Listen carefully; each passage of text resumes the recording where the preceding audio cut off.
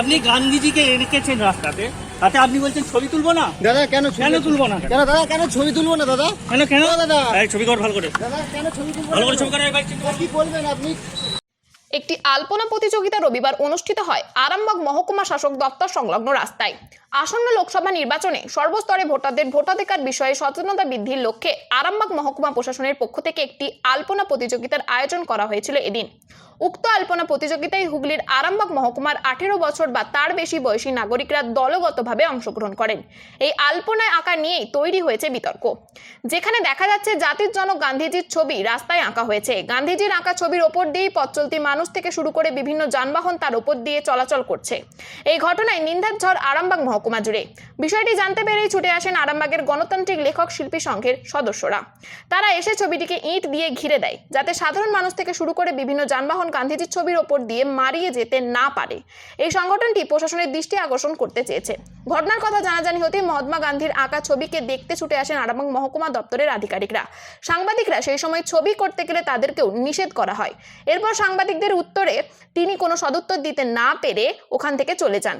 বেশ কিছুক্ষণ পর মহকুমা শাসকের দপ্তরের এক কর্মী এসে রাস্তায় আঁকা মহাত্মা গান্ধীর ছবিটিকে সাদা রং দিয়ে মুছে দেয়। তবে সাধারণ মানুষের প্রশ্ন, এইভাবে কি জাতির জনক মহাত্মা গান্ধীর ছবি রাস্তায় আঁকা যায়? প্রশ্ন তুলছেন বিভিন্ন রাজনৈতিক দলের নেতৃত্বরাও। মহাত্মা গান্ধীর ছবি কেন রাস্তায় আঁকা হয়েছে? দাদা মহাত্মা গান্ধীর ছবি কি রাস্তায় আঁকা যায়? ও দাদা কি বলছেন?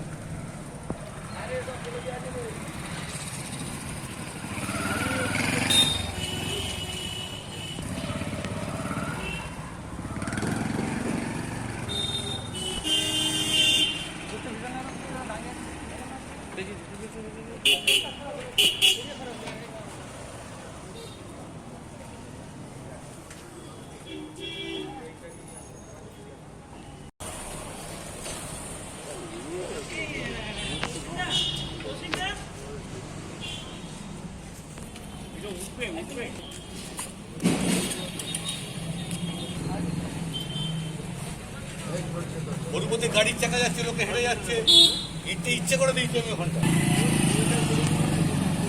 জাতির জনককে রাস্তায় নামিয়ে তার উপর দিয়ে গেলেন, এদিকে বলতে বলছি জাতির জনক কি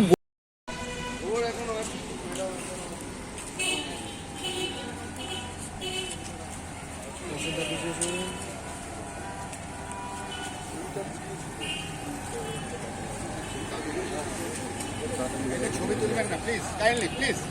কেন তুলবো না বলছেন? আপনি গান্ধীজিকে রেখেছেন রাস্তাতে, তাতে আপনি বলছেন ছবি তুলবো না। দাদা কেন তুলবো না? কেন দাদা কেন ছবি তুলবো না দাদা? কেন দাদা ছবি কর ভালো করে, দাদা কেন ছবি তুলবো ভালো করে না? ছবি করে। কি বলবেন আপনি? কি দেখতে এসেছিলেন দাদা কি বলবেন?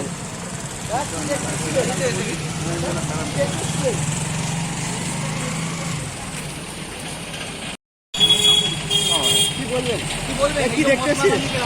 কি দেখছেন? কি দেখছেন? কি দেখছেন?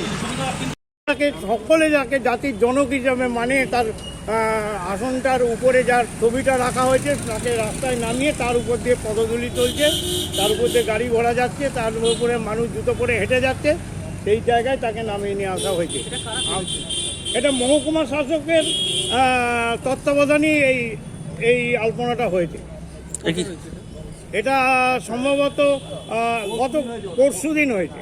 যার কাঁধে ভর করে আমরা স্বাধীনতা পেলাম, হ্যাঁ, যে পৃথিবীকে একটা অহিংসা আন্দোলনের দিশা দেখিয়েছে, ভারতবর্ষ স্বাধীন হলো, তাকে রাস্তায় নামিয়ে দিয়েছে। তাকে রাস্তায় নামিয়ে দিয়েছে এবং তার উপর দিয়ে আমরা জুতো পরে রাস্তা হাঁটছি। এটা কতটা অবমাননাকর? গোটা দেশের এতে অবমাননা হচ্ছে আমি মনে করি। মাথা হেঁট হয়ে যাচ্ছে বলে মনে হচ্ছে না? হেঁটে হওয়া উচিত, অবশ্যই হেঁটে হচ্ছে, কারণ তাকে তারাই বলছে জাতির জনক।